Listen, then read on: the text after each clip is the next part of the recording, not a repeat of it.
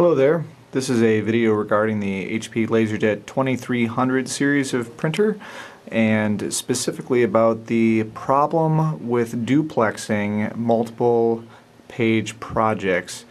Specifically, this is a rather interesting issue because it involves the magnetic solenoids that are inside the printer and a issue with the adhesive that holds the noise-reducing bumpers in place here.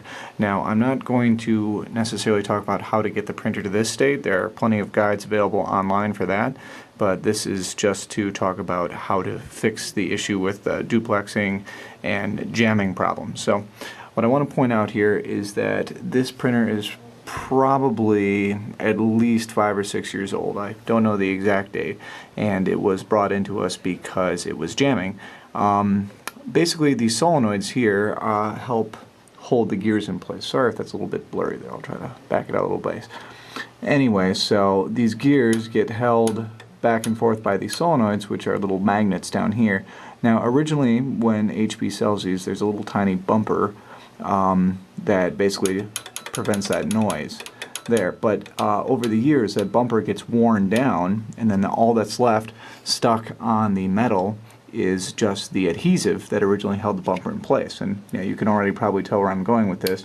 What happens is that the adhesive just causes this little metal armature to stick in place, and then because printers depend on millisecond or less time differences, obviously everything goes downhill from there. So if you watch what happens here, basically when I release this, it should snap back right away, but if it sticks hard, you see how there's a delay when I release my finger from that. That's what's causing the printer to jam.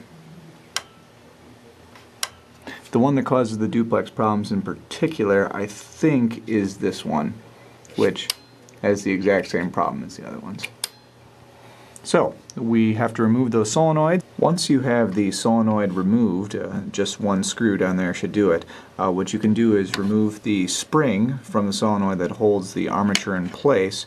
And yeah, just to try to turn this into the light here, you can already see that there's all kinds of black gunk caked on the top and bottom there. That's the remainder of the bumper. So here's a bumper right there. And there might have been a little bit of one up there at the top as well. So here and here, we need to just get all of that stuff just rubbed completely off. You can replace it with something, maybe wrap some string or some sort of non-adhesive method, but really, for a printer this old, I'm just going to choose to leave it completely uncovered. It might make a little bit more noise, but at least we can be assured that this problem isn't going to happen in the future. So we go find some rubbing alcohol and a tissue and go to work on it.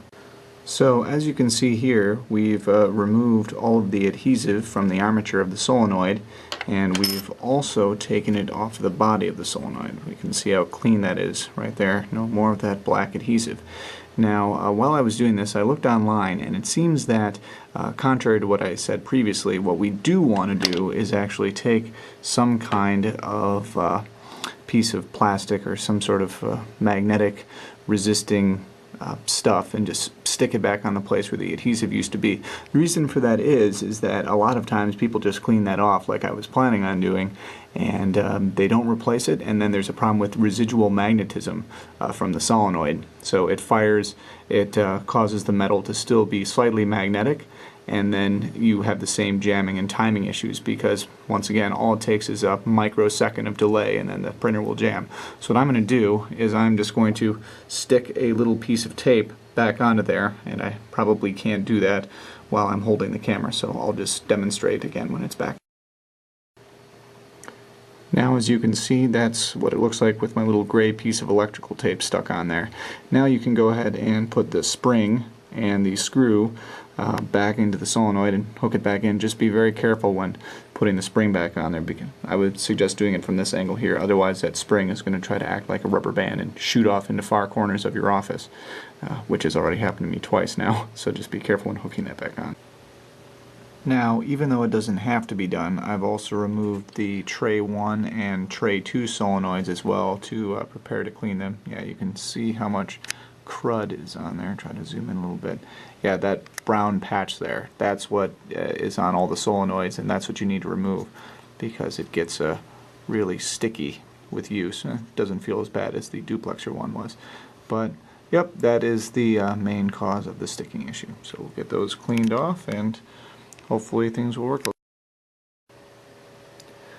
Once you've taken care of the other two solenoids for tray 1 and tray 2, right before you put it back on, go on and give it a try. You should be able to press on the armature really hard and still not have it stick at all.